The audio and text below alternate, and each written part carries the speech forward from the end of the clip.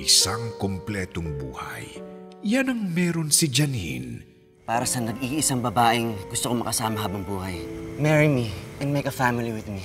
Ang hindi alam ng iba, nalulungkot din siya. For the past 2 months, nagpapagamot ang daddy mo. Advanced stage na siya nung na-discover ang tumor, so chemo wasn't an option. Lagi mo tinatanong sa akin noon tungkol sa mami mo. I was alone for a long time hanggang dumating siya. Wala akong hindi gagawin para sa iyo, Consuelo. Maurice, hanggang dun na lang yun. May asawa at anak na ako. Minahal din kita. Pero Maurice, hindi tayo para sa isa't isa. And for the past 23 years, ikaw, anak, ang siningil ko sa mga kasalanan niya. Panahon na para magkita na kayo ng nanay mo.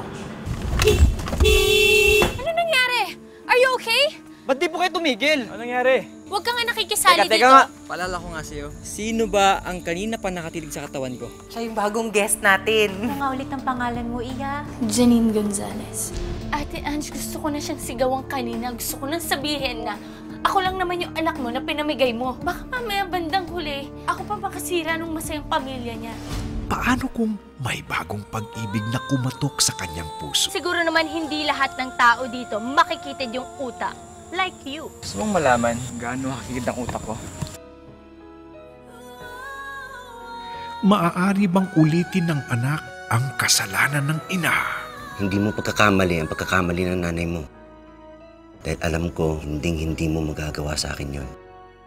Ngayong Enero, mula sa naghatid sa inyo ng mga hindi malilimutang teleserye, Christine, Alina, at ang International Emmy-nominated series, Impostor, muli naming ipadarama sa inyo ang init ng pagmamahal. Pinagbibidahan ng nagbabalik kapamilya, Patrick Garcia, Jason Abalos, at Maha Salvador. Ano ang kanyang pipiliin? Ang pag-ibig na tama para sa kanya?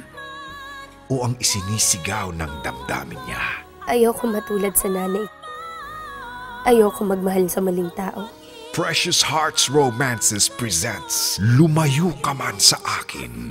Ngayong Enero na sa Kapamilya Go!